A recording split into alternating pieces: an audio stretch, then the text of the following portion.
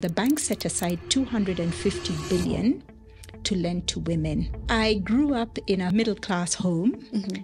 My father was a banker, and by the way, worked for KCB 52 years ago. I heard people say, okay, well, another woman, a product, why not build something for men? But I'm like, I don't think you really understand the kind of systemic barriers that we've been facing for years. I think of myself as a brand custodian. Is there a difference in how you lead men and women?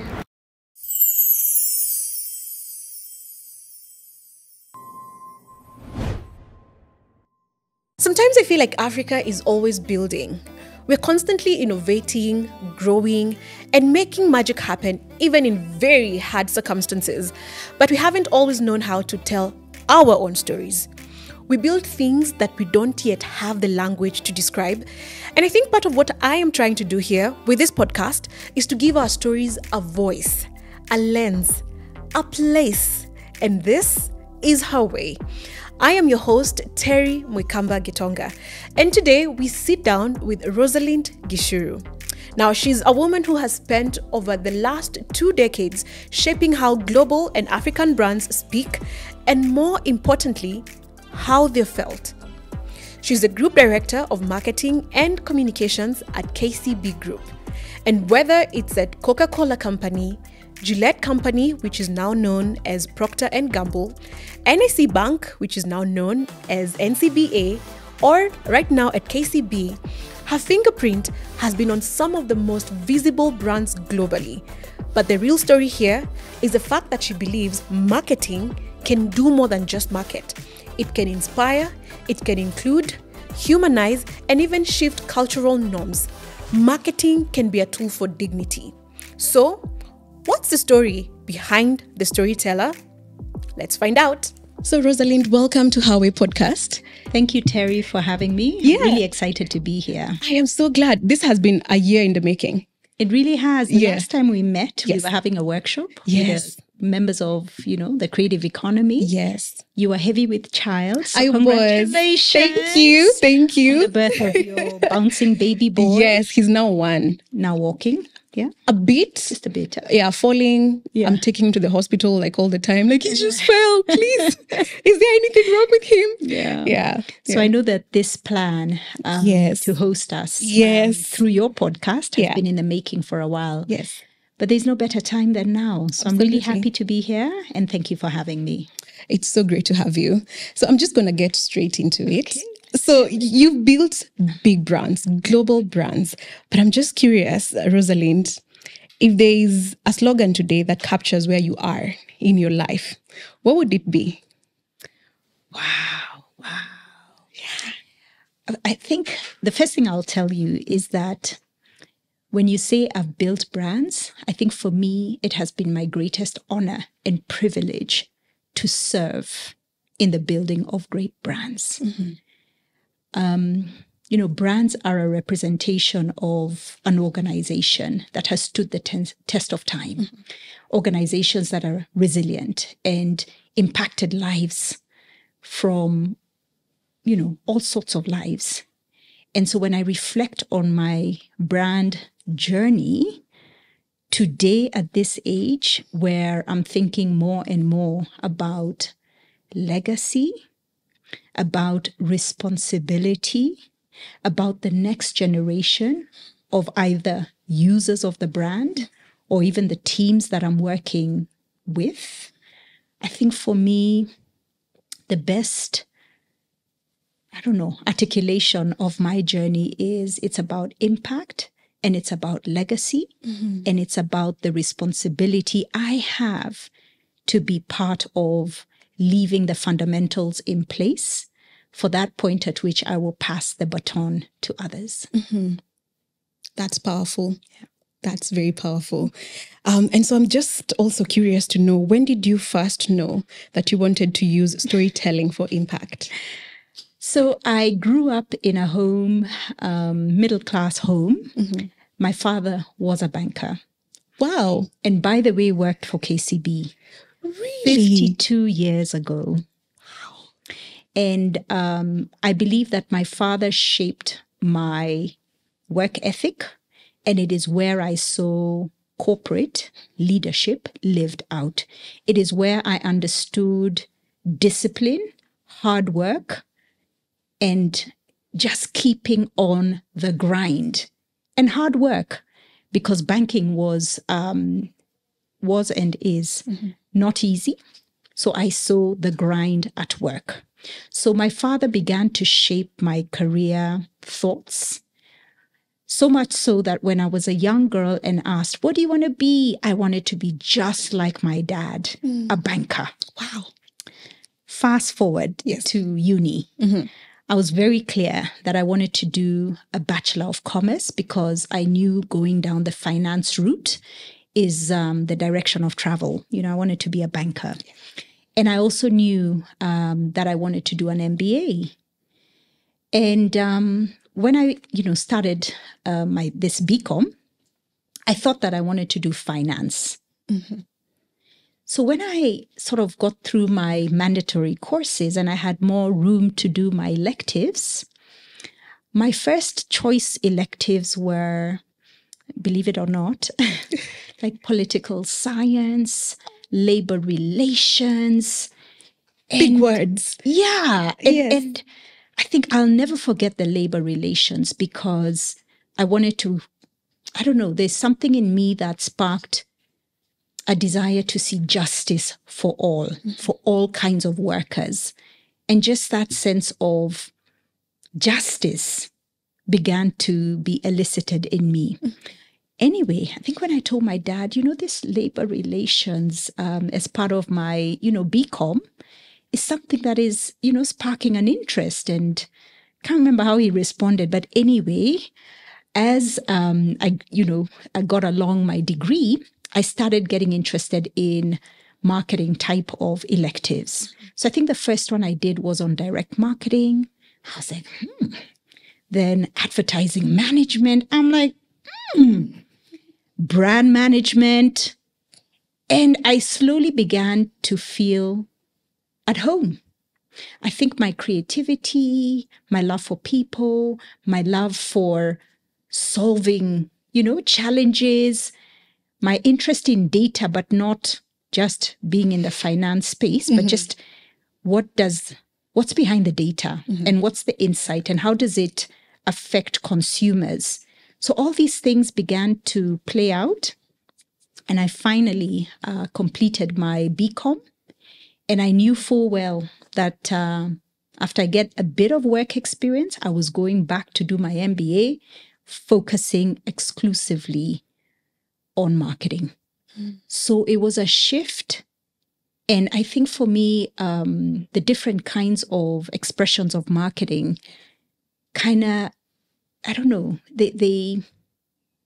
it began to make sense with my personality. So I think initially I started going down a path and I'm like, this is not quite me. I'm curious about people. I love people. I love numbers, but not every day. Not every day, yeah. And then this very creative side of me. So I felt that this was a better fit for the person that I am, the things that I love, and the things that sustain my attention. So that's where it all started. Yeah. And when I completed my MBA, I was very clear again about the kinds of organizations I wanted to work for.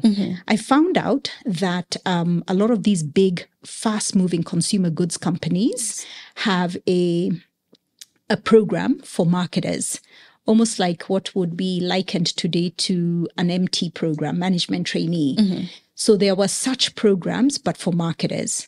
So I applied to exactly 6 organizations, the Gillette company being one. The Coca-Cola company being another, Procter & Gamble being another. And the Gillette company program came through, and that is how I began my brand career in the US. At the time, we were headquartered in Boston, Massachusetts, and my first brand assignment was assistant brand manager, Duracell brands. That was the batteries. Yes. So that's where it all began. Yeah. Yeah. So why come back?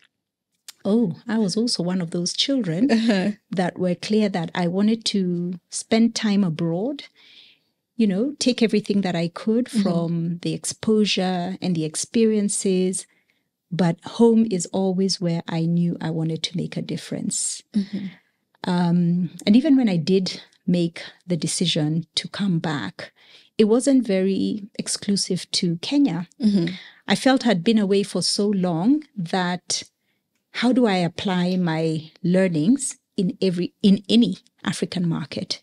So that's a story, that's a separate story. But my first Africa experience was in South Africa, where I worked for Coca-Cola Beverages Africa. Then it was Coca-Cola Sabco, the bottling arm of the Coca-Cola company. Yeah. And yes, through that, I worked for a number of, or worked in and for a number of African markets, and slowly made my way to Kenya. And here I am. Yeah. Well, when you speak about brands like the Coca-Cola Company, NIC Bank, now NCBA, and also Gillette, storytelling, I believe, is very different from currently what you're doing. How was that shift from, the Gillette to now banking? Yeah. I think the best way that I could explain what marketing is, I think it's a culmination of multiple disciplines. So there is a place for storytelling. There's a place for understanding the data and the insights behind the data. There is the place of, above the line marketing, below the line marketing. So I think for me, when I think of my career, I think of myself as a brand custodian.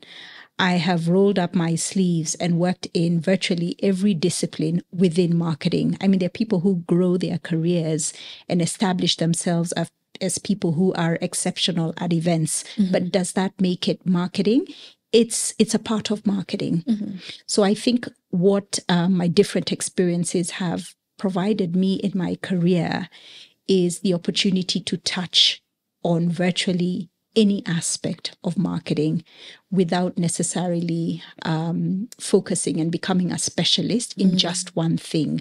Again, my personality, what sustains my interests and keeps me excited about what's next, for me touches on a whole host of things. So I would say that's how I look at marketing, and that's how I look at the different experiences I've had, serving and growing a lot of the different brands that I've had the opportunity to lead. Yeah.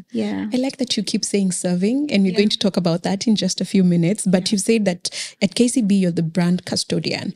And I think when you're building a brand like KCB, banking, really, trust is one of the big ones. So how do you get people to trust KCB? Why should the region trust KCB? KCB has been around for 129 years this year. So the way I reflect on my role is stewardship. And I stand on the shoulders of giants that have come before me. I remember my own father working for KCB. So that sense of responsibility, that the baton is in your hands today. You have the responsibility to lay the right foundation such that when you pass on the baton, will my sons say of their mother that 52 years ago, she worked for KCB? So that understanding that at a leadership level, or where I am in my career, I am standing on the giants of others. And I am the one today tasked, mandated to ensure that I lay the right foundations for those who are to come after me. So it's a very different mindset. And I think anyone new to KCB, or even members of my team, I say that there is no greater privilege than to be part of the team that is building for the next 100 years. So it's not just a job, it's a sense of responsibility. And then when I think of KCB, 129 years. Let's just reflect. There were world wars. Yes. There were pandemics. Colonization. And just COVID. Yes. There were many things happening. So yes. today, some of the challenges that we see, whether it's the geopolitical or even some of, the things that we are seeing in the nations that we operate in, it's been seen before, but yet still, the company stands. So that sense of responsibility, I think for me is my biggest why.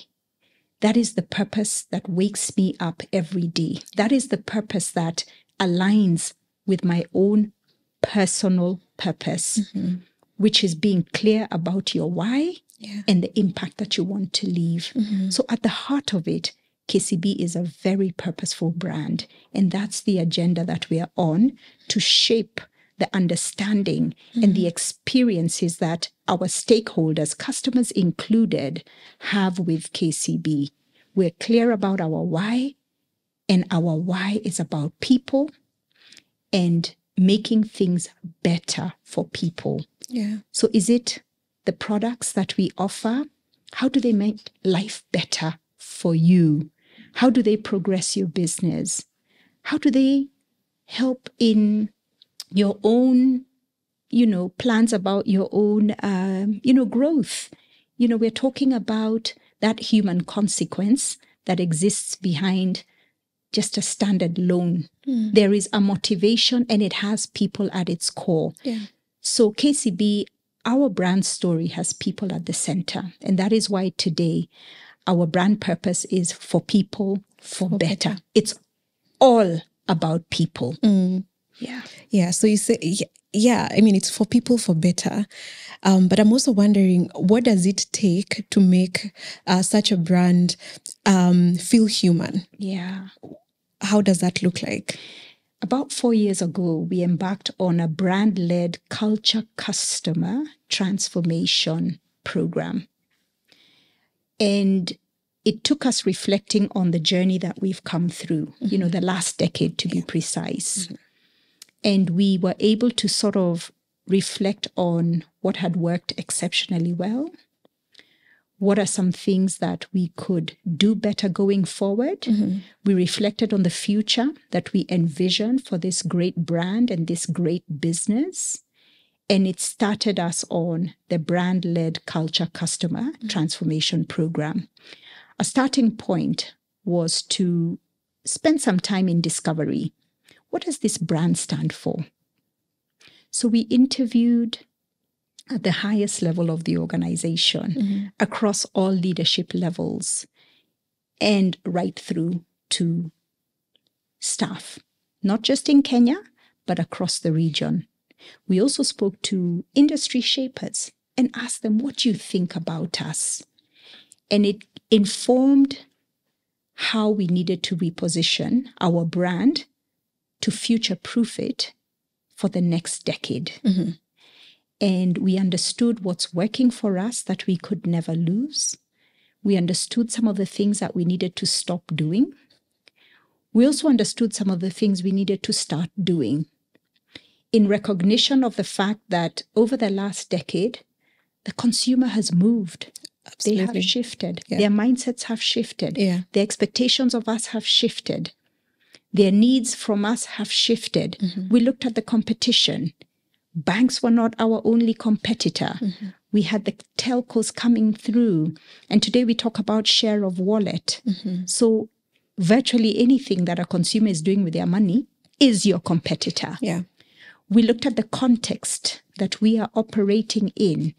And all of that helped inform the need to develop a new purpose for us.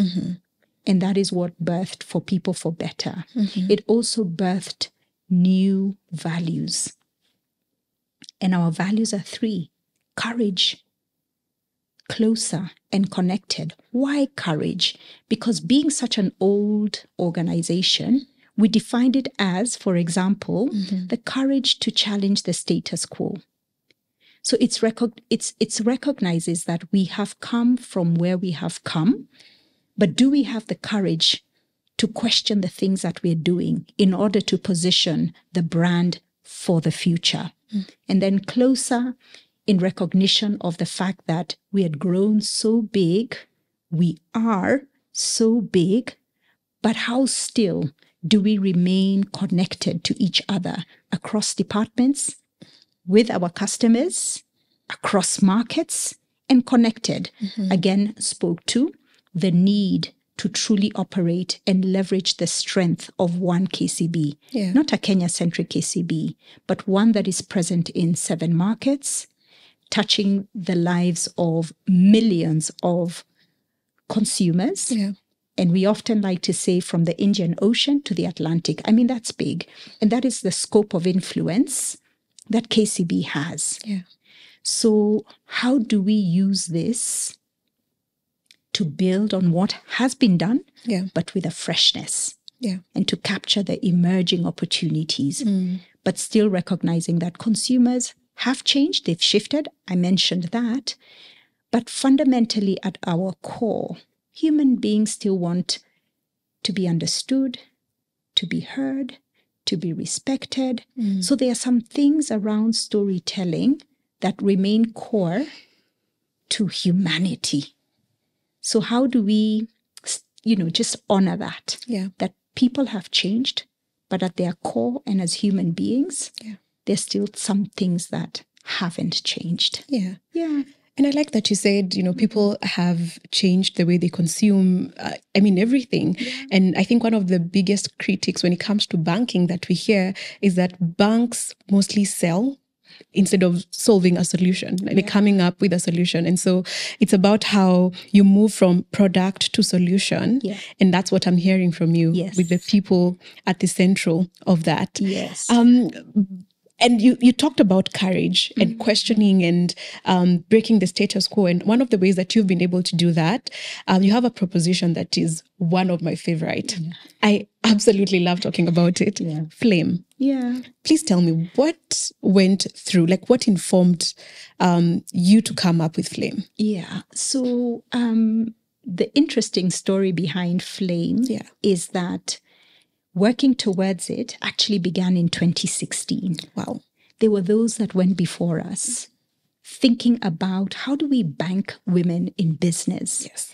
There was actually some products that were put together, but yet still, it became very obvious to the team then that there were biases, that women, it wasn't a level playing ground for women. So yes, I have products to bank women and to support women entrepreneurs, but still, it's not an even playing ground. So a lot of work went into refining our internal, systems in order to support the women. So for example, an obvious one is collateral. A lot of collateral sits in the name of men, for example. So how else can women borrow? So cash flow lending, for example, and all of these things, and even the biases that women experience when they come into a banking hall, and some of the questions that you're asked. And so that revealed a lot to us. So first of all, a lot of women said, do not bank me or do not give me any banking products that are pink. And I think you remember there was a bank that did have a proposition that was pink. And I think women set the record straight for us. It's not about giving me feminine looking things. Treat me like a boss. And that's what they told us, that I am. Treat me like the boss that I am. And that set us off on revisiting the proposition. And that is really the beginning of Flame. So with some of us coming in, remember I said KCB is large and there's always a baton passing from one hand to the next. But we ride and we build on the foundations that have been set before us. So long story short, that then brought us, we started seeing, as we improved how we serve women, we started seeing growth and more women being able to bank more women, offer them lending to grow their enterprises.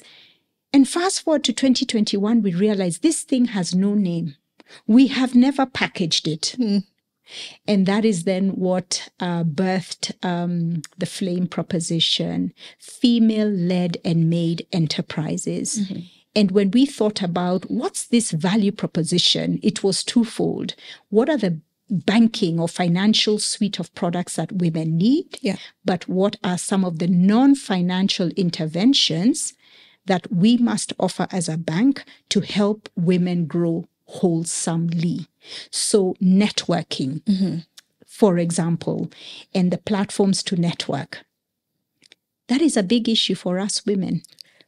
We're juggling, and you are an entrepreneur. Yes. We are juggling so many things. Yes. Your son is one. Mm-hmm. So where are you networking? As freely as you would want. You have so many balls you're juggling. Absolutely. So many responsibilities that you have. I don't know whether you're able to give up 4 hours regularly to golf to have these kinds of conversations. So, and I'm not saying that women don't golf. They do. Yeah. We have an East Africa golf tour and women do play. Yeah. But I think for us, it's just how do we curate answers to the questions that women have in order to support them to grow their enterprises? Mm-hmm. So Flame is a customer value proposition where we have looked at you and provided financial solutions and non-financial solutions. Mm-hmm. And also the bank set aside 250 billion to lend to women. I think the latest published numbers, we're sitting close to 140 billion. And the non-performing, percent on the loans we've given out to women is one of the lowest across the group. Yes. So women, they do pay back their loans. Yeah, that's what I'm learning. Yeah. That women are very good borrowers. They're good borrowers. Yes. I mean, there are a lot of good men borrowers, but because we are talking about Flame, it's just to give credit where credit is due. Mm-hmm. They do need the money to grow their enterprises. They have ambition, and they're also very good at paying back. Yeah. Yeah. So it's looking at the same thing with freshness. Yeah. And speaking to, the evolving needs of these women. But we built off work that had begun before our time. Yeah. Yeah. And why is it so important to include women in this conversation? I think we need to think about an inclusive world, an inclusive customer base, an inclusive organization, inclusive leadership. I just think that everyone brings different things to the table, and our strength or the power is in how we leverage everyone on the table. Yeah. That is what it is. Yeah. Yeah. And I would also argue that we need the men as well. Mm-hmm. They bring a different perspective. So it's not all about the women. Yeah. It's about everyone and leveraging the strengths of all. Yeah. Yeah. I think one of the things I love about Flame is the fact that it was designed to break systemic biases that women, have to face. And sometimes I've heard people say, okay, well, another woman, a product, why not build something for men? But I'm like, I don't think you really understand the kind of systemic barriers that we've been facing for years. And sometimes just trying to explain that to someone, first, it makes me very upset that I even have to. Yeah. But the fact that, the bank, so that they went and they figured this out and they created something like the collateral free, apart from just the loan, you're also getting to learn, you're getting to financial literacy, Yeah. It's such a beautiful proposition. Yeah. Congratulations, guys. It's such a beautiful thing that you have done with Flame. Maybe one more thing I would share about Flame. Mm-hmm. When we were thinking about how do we create awareness behind Flame, we took initially a very traditional approach. Let's go above the line. Let's, look at traditional marketing channels. Yes. But yet still, when you ask women, do you know about KCB's Flame? They would be like, no. Mm-hmm. So we changed tact. Mm-hmm. We now do a lot of engagements. Mm-hmm. So we visit counties across the country, and we engage women at a very local level. And that has shifted the understanding of flame and helped women understand what we can actually do for you. Because again, women are community oriented. You know, we must have a conversation, understand each other. I might say this and then you say that and then I say this. And before we know it, there are solutions to whatever our problems may have been. We love to talk, to engage. So we have flame engagements across the country, usually, you know, dress up African. The forums are so much fun. They are so much fun. The women come all decked out. We dance, we sing, we speak, but we grow together. So even how we engage women, you know, we took lessons and learnings along the way. And to take it even further, KCB has an East Africa golf tour where we have a golf tour across 5 markets. We also started leveraging the lady captain. And so what we do with a few clubs is we get the lady captain to convene her lady golfers. Some are customers, some are not. And we have the flame conversation. So for us, it's also how do we, you know, look at the things that we already do and find spaces to continue to, you know, to emphasize the importance of flame and what it can do for women across the board. I like that. I am a fan of flame. Excellent. Let's talk about, because I mean, you speak so passionately about what KCB is doing. And I'm wondering, what's one shift you'd love to see in how African institutions speak to people, especially women? I think it starts off with appreciating and recognizing the contribution of women. Taking time to understand where are they at, what's working for them, what's working against them. And then you as a brand, a business, an organization asking, how can I solve for the barriers that they are facing? Or how do I amplify what's working for them? As simple as that. It's not about giving me a pink checkbook. No. No. And do your bit. Yes. Because I think the collective effort that we all take, all businesses, all brands, all organizations, I think we shall move the dial forward. Just do your bit. We were talking about climate change. There are banks, not banks, but there are organizations, if I may say, that maybe all you can do is plant and grow trees. Imagine plant and grow trees, because I just mentioned that 90% of schools are still using firewood. So for every tree that's cut, just do your small thing. I think Wangari Maathai coined, is it your little small thing? I forget exactly what she said, but I think for me what comes to mind, just do your bit. Just do your part. Our collective efforts will count. Wow. Just do your bit. Do your bit. And how do you know that a campaign has worked? There are 2 ways that I measure campaign success. They're hard numbers. It is what it is. How many women have taken up flame? What is the volume of loans that they have taken? How many women did you engage through all these different platforms that, you know, I spoke about? So it's about those hard metrics.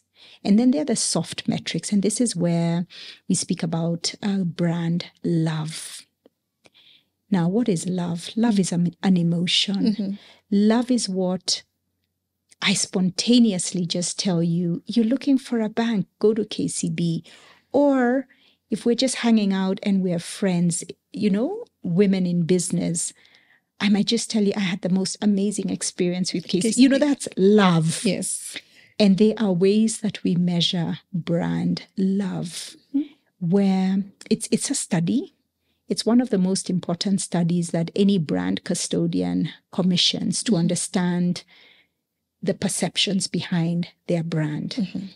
And there are a lot of metrics within this brand love space that can help you understand the affinity that people have towards you. And you can juxtapose that in many cases against the hard numbers that the bank is reporting. Yes. Yeah. So I think in terms of measuring the outcomes of the things that we do, it's very important as a marketer to always have a very strong commercial lens. You have to be in there with business. What are you chasing? It could be new customers or deepen product penetration with the customers that you have.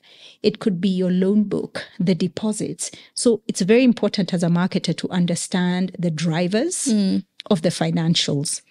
But the benefit on this side, which we bring to the table, is then the brand love attributes. It could even be, what is the engagement on your social media channels? Now, the hardcore banker is probably not thinking about that, but we in marketing, we are deploying our communication and our campaigns on social media, for example. Yes. What is the level of engagement? And today, back in the day, we used to go for numbers, right? Yeah. How many followers do I have? Today, what is the level of engagement? Yes. And we've even taken it a step further to push people to give us your information. Do you want more information? So we also collect leads, which come back into our space.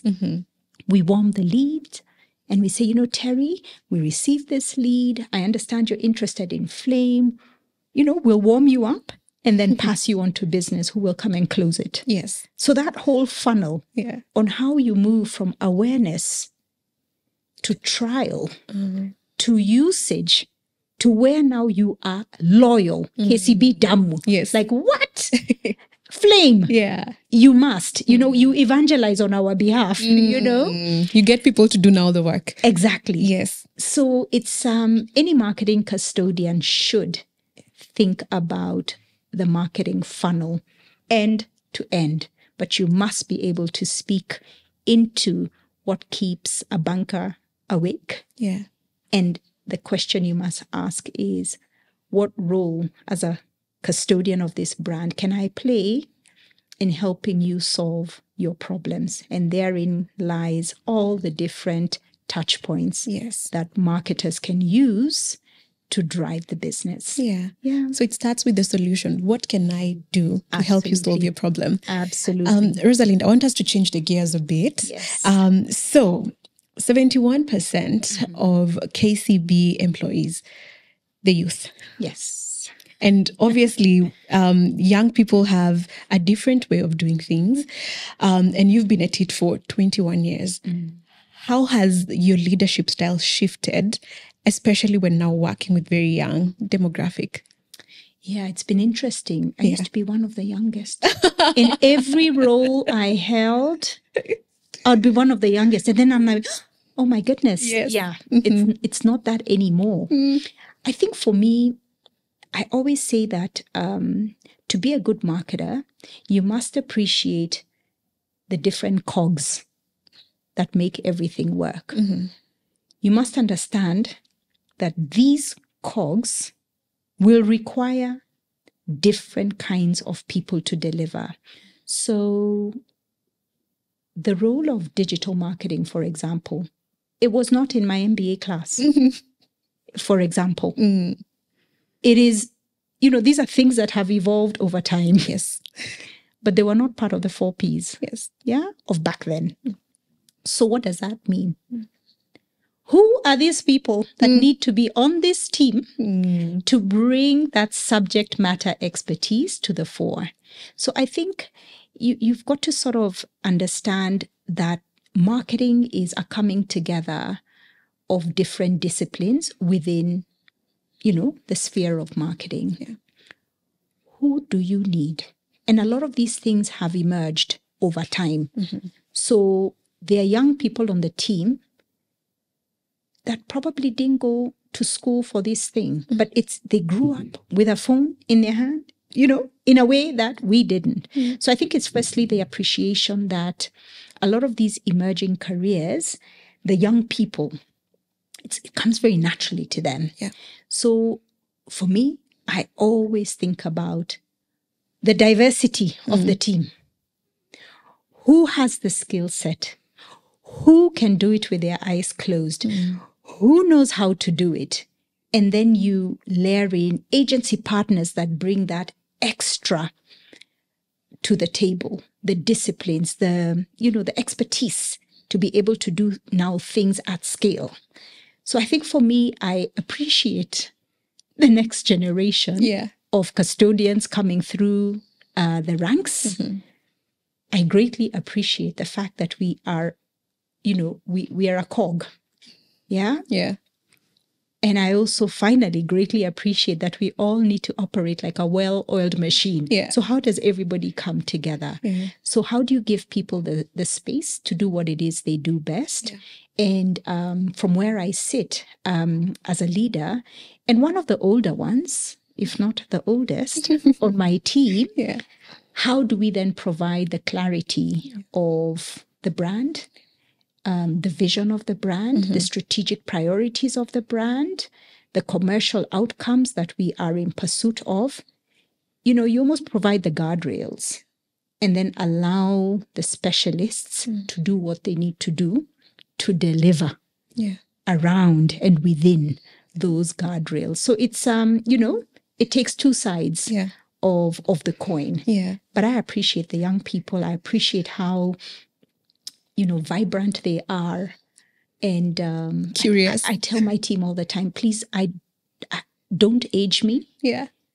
I want to be forever young. So they greatly inspire me. And I learn a lot. And for me, when my nieces and nephews think like, I'm this hip auntie, I love it. I love it. I love it. I love it. So I really do honor the young men and women that I work with for that opportunity to appreciate that they are both sides of the coin. So how do we coexist to make this thing work? And I hope that there's a lot of inspiration behind our why and the impact we want to leave. And I believe that in everybody's heart, they're clear that we are for people for better. It's all about people, and we want to leave things better. So that shared purpose, I think, keeps us going. And we're able to work in harmony to deliver the outcomes that the business wants from us. Is there anything that they have forced you to unlearn? So many things. I think number one, you honestly don't have all the answers.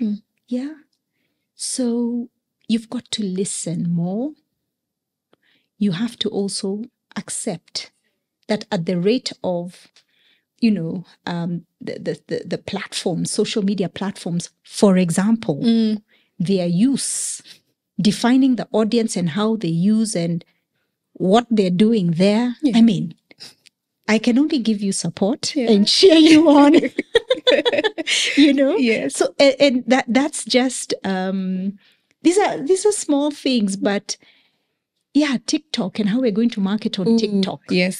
I don't know what brands and how they're marketing on Snapchat, but hey, I will be cheering on. I'll be waiting for the numbers. Mine is just remind us that when all is said and done, how do we balance creativity and delivery for the greater good of this great institution and this most amazing brand that we are charged to ensure is here for the next 100 years? Wow. Okay. So I was also looking at your stats, and I realized that 45% of your workforce is also female. And I want to know, is there a difference in how you lead men and women? I would hope not. I talk about an inclusive environment where everybody must find their place and space to thrive. I appreciate, the challenges and the things that everyone is juggling. The responsibility for children, yes, there's a burden of responsibility that falls on us as women. Yes. Myself as a mother. But I cannot make assumptions that men don't have that burden of responsibility. So how do we create a space where the men are thriving, the women are thriving, we are celebrating each other, we are appreciating of the fact that the challenges are different. So me personally, I hope, and it is my intention to make sure that everybody thrives. You have an event to go to for your child, I would not say yes and no to another. No, it's as important to the women on the team as it is to the men. So, but at the same time, when your nanny has not shown up and you're like, hey, I have to work from home because I'm back to the market looking for a new house manager. Yeah. Absolutely. Yeah.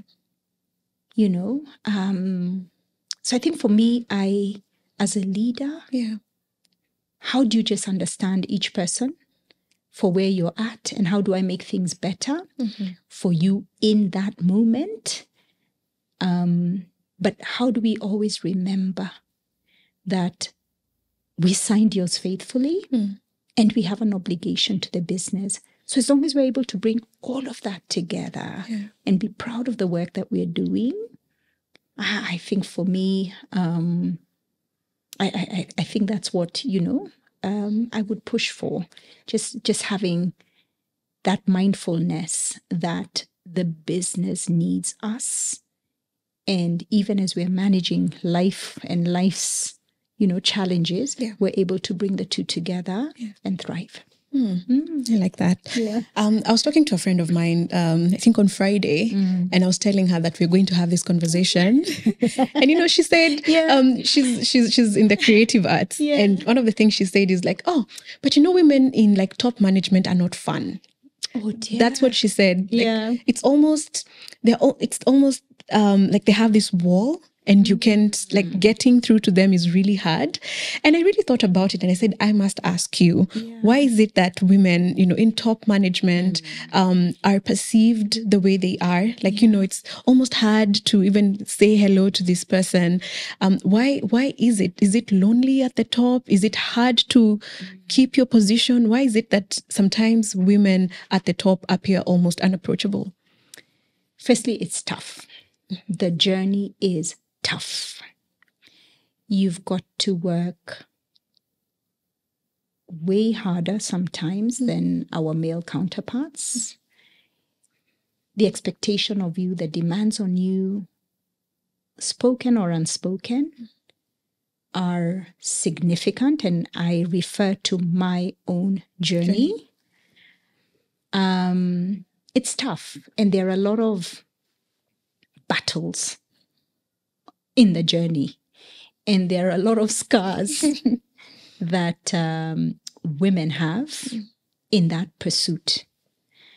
And I don't know whether that changes us along the way. Yeah, it's tough, and I don't know whether that changes us along the way. And even when you do get there, staying there is also tough. So maybe do we lose ourselves or the sense of fun along the way? Possibly. And even as you journey, you probably then are balancing so many things. There is the corporate life, there is the demands, the pressure, the delivery, and then over here you're also wanting to ensure that you never compromise the time that you have perhaps with your family to build out your family life, be there for your children. So maybe you're even just tired. There's just not enough time maybe you just want to sleep. Yeah. Just give it 2 hours. Just rest, I will be fun after, yes. So do we lose our ability to have fun and let go. I guess compared to when you're younger, there is a difference. But the journey is tough and it is not easy. What I think is that when at the top, when you meet with women where you can make authentic connections with and even be vulnerable and speak candidly about some of the challenges and come in with a mindset to support one another, to make sense of, the terrain. Because sometimes it's just like, hold up. Is it me? But these are the, and just is it a me have problem? a sister there saying, listen, this is what I did. This is how I navigated it. You can do it. Sometimes you may even question yourself. We go through a lot. But I think if you can identify some sisters that you can have real, authentic conversations and people who can remind you that you're good. You can do this. And then this too shall pass. That's very important. Do all women have that? Maybe not. Do you have that? Absolutely. And I have always purposed to ensure that there is a group of women that I can just be vulnerable in a safe space. People who will hold conversations or thoughts or discussions in confidence with no judgment. And I also feel that my family life is very important to me. And finally, my faith. So that's where I draw my strength from. So I think it's also important as a woman in leadership to know what anchors you. Where do you draw your strength from? And if you cannot answer that question, it's a very important question to reflect on. And really try to understand, where do I get anchored? So I think for me, family and faith. And when I say family, I think family in all expressions. So even my girlfriends or, that is family. So family, so I'm all about people. So I value people greatly and I value relationships. So that's how I navigate that space. And so you've led very big teams. You've built powerful campaigns. But is there an area in your life, whether personally or professionally, that you feel like, maybe I'm not enough in this aspect? I know. I think, it's a very valid question. I think this thing called imposter syndrome, but it happens to everyone. I'm here to say that it happens. I mean, you're sent to meetings and you're giving, the speech on behalf of KCB. First of all, you're even like, wow, how did I even end up in this room? The people in the room, and there are countless meetings, forums, and rooms where you have to do a quick, I can do this. And I think one of the things that also helps for me is preparation. You've got to be prepared. So much so, there are spaces where when I know that I have to speak, I write my speech. Everything that comes out of my mouth, I write, I rehearse, I spend time internalizing. The more prepared you are, the easier it is to tackle the nerves. But the truth of the matter is, I don't think that ever goes. I think the speed at which you're able to speak to thyself and get it together is probably, what is faster. But I think that feeling of, oh my goodness, am I enough? It's one where I think you'll constantly feel it, but it's about your ability to speak back to yourself and say, I am enough. I am enough. Yes. So what are the tools that a woman can use? Preparation. A lot of rehearsing. Speak into the mirror if you must. Get a friend, Terry, and say, sit there. I'll be presenting this or I'll be speaking about this. and just role play. There are many things a woman can do to be prepared or to get more comfortable with the content. But you have to be able to speak to yourself and just remind yourself that you are enough. Yeah. And I'm glad you spoke about imposter syndrome, because I think almost every woman I speak to, that's one thing they feel that they struggle with. Yeah. And I was telling your director of mortgages, Caroline Wanjeri, about it. And you know what's so crazy? Yeah. The very first day I described to my husband like what I was feeling and the imposter syndrome, he looked at me like I was just like, do you feel that? I'm like, yeah. What do you mean? Yeah. I'm like, yeah, that's how I feel. And he's very anchored in faith. And I think one of the things that have really helped me, that voice that tells you you're not enough, then, I ask myself, but what does the Bible say about me? Exactly. What does the word say about me? Yeah. So is this a truth or is this a lie? You know? And so you just sort of work with that this is a lie. Yeah. And, you speak back to yourself and say, I am enough. Yeah. And just like you, I over-prepare. Yeah. Yeah. Oh, I will come in the morning. I will do 50 takes. Yeah. I will really try to, at least what I can control, what is within my control, I'll try and work on that. Yeah. But also I've noticed not even speaking into it and not acknowledging it. So someone asks me, how do you deal with imposter syndrome? Sometimes I say, I don't have it. Even if I'm shaking and I am so afraid, just not speaking and acknowledging that it's there, I think it does help in some way. Yeah. Yeah. So, and funny, sometimes there's no turning back. Huh? Yeah. I'm sitting on this podcast, even if I was having or feeling some kind of way. Yes. We are here. There is no turning back. We have to finish. We have to finish. Yes. And we must deliver with excellence. So sometimes some of us must be thrown into the deep end. Yeah. As in just you're thrown, you learn to swim and you become a better swimmer over time. Yeah. So time is our best friend. Time heals everything, sorts everything out, but you've got to be committed to that journey of growth. Yeah. Oh, I love that time. And do you ever feel like there's a need inside yourself that you've been neglecting? I think being a mother of 3 most amazing young men, I think any woman who decides that they want to have a career or be an entrepreneur, I fundamentally believe that there is a cost.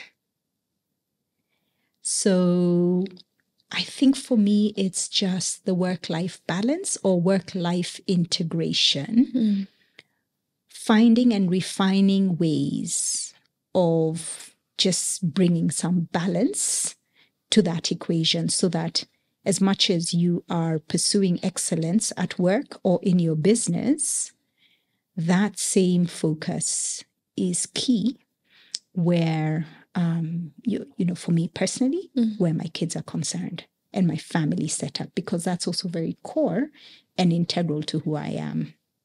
Yeah. I hear you. Yeah. I want you to take me back to 21-year-old Rosalind. Just sit with her, reflect back, like what would you like her to know? It's going to be okay. It's going to be okay. You will be okay. Don't stop investing in the things that you need to at the right time. So if it's time to go do your master's, please do your master's. If it is time to make certain decisions, please make them. Build on, just do the right thing at the right time with the right people. Just lay the foundations. It will come together. And I remember in certain times of my career, I just thought, will I ever get there? Will I ever get there? But don't stop doing the right thing. Don't stop trying to be the best version of yourself. Continue to seek, for me in my faith, understanding who God has created me to be and understanding that He has a great plan for me and navigating the challenges and those valley moments, that is key. So keep at it. It will come together. Yeah. When God says He has a plan for you, and it is a good plan, it is not, those are not just empty words. And I still stand on that. Yeah. I still know He has a good plan for me. And I'm still on my journey to really, really understand the reason why He created me and everything that He would want me to accomplish in this life. Yeah. Yeah. Okay. And lastly, Yes. So what drives you? Your mission, not KCB's, yours. Why do you keep doing this job? I think for me, it's about purpose and fulfillment of purpose. Yeah. And knowing that not only was I created for purpose, my mandate and my assignment is very purposeful, where there's clarity about the why and the impact that I want to leave in my sphere of influence. And being a leader, the voice that I carry in the rooms where we can actually influence decisions that impact people positively and for the long haul. So I think for me, it's about purpose. Purpose. Yeah. Yeah. Beautiful. Thank you so much for coming. Thank you. Before you leave, Yes. and again, I want to say congratulations for everything that you have achieved. I absolutely love sitting next to women who have achieved some of the things that we dream about. It makes it seem possible. Yes. So this has been such a privilege and an honor to have you. But before you go, there's something I want to do. I'm going to say a couple of words and you're going to say the first thing that comes to your mind when you hear that word. Okay. Yeah? Okay, cool. Legacy. Me. Power. Women. Doubt. No. A woman who's held space for you when you needed it the most. I'll do the same. Failure. Learning. A part of yourself you're still learning to embrace. Courage. Flame. Empowered. Peace. My core value. And that's it. Wow.